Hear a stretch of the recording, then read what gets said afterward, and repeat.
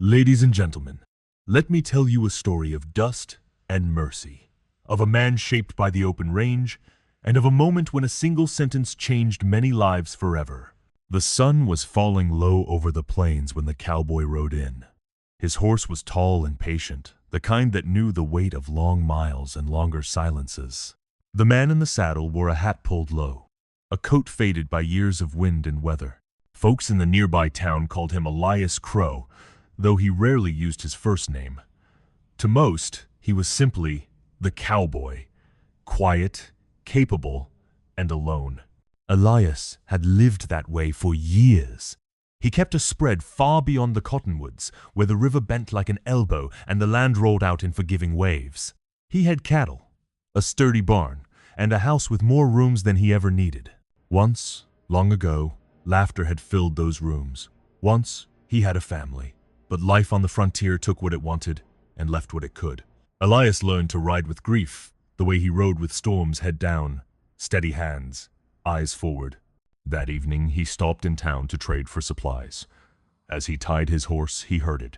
The thin cry of a child, then another, then the low murmur of a woman trying to hush them. The sound tugged at him like a loose thread. Across the street stood a narrow building with a crooked sign, County Relief Office. The windows were clouded, the door chipped.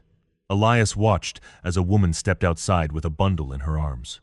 She was thin, her dress worn, her eyes shadowed. Children followed her 1, 2, 3, then more, until Elias counted 9.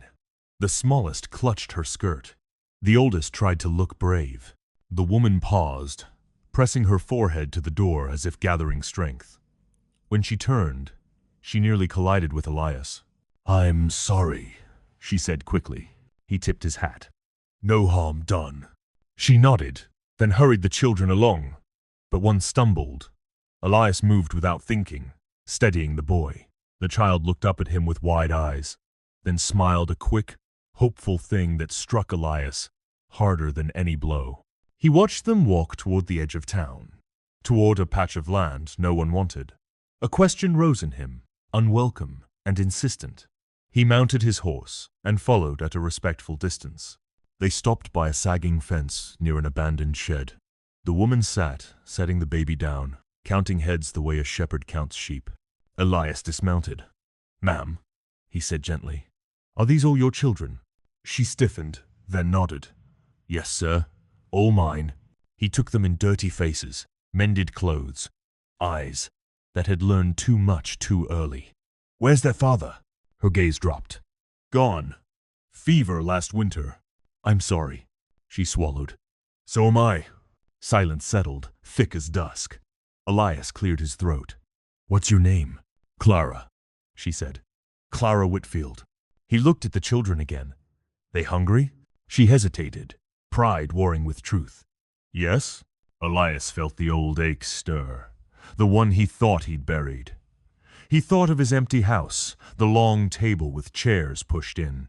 He thought of the laughter that used to live there, and the promise he'd once made to keep his doors open, no matter how lonely it got. He met Clara's eyes. "Good," he said softly. She blinked. "Good? I'll take everyone." The words surprised even him. They hung there, fragile and bold. Clara's face flushed. "Sir, I can't." "I've got room," he said. "Food, work if you want it, schooling for the older ones, a chance." Suspicion flared. "Why?" Elias didn't answer right away. He thought of the nights he'd listened to the wind speak to him through empty halls. "Because I can," he said finally, "and because it's time." The children stared, hope flickering like a candle. Clara's hands trembled. "I don't want charity." "Then don't call it that," Elias said. "Call it family."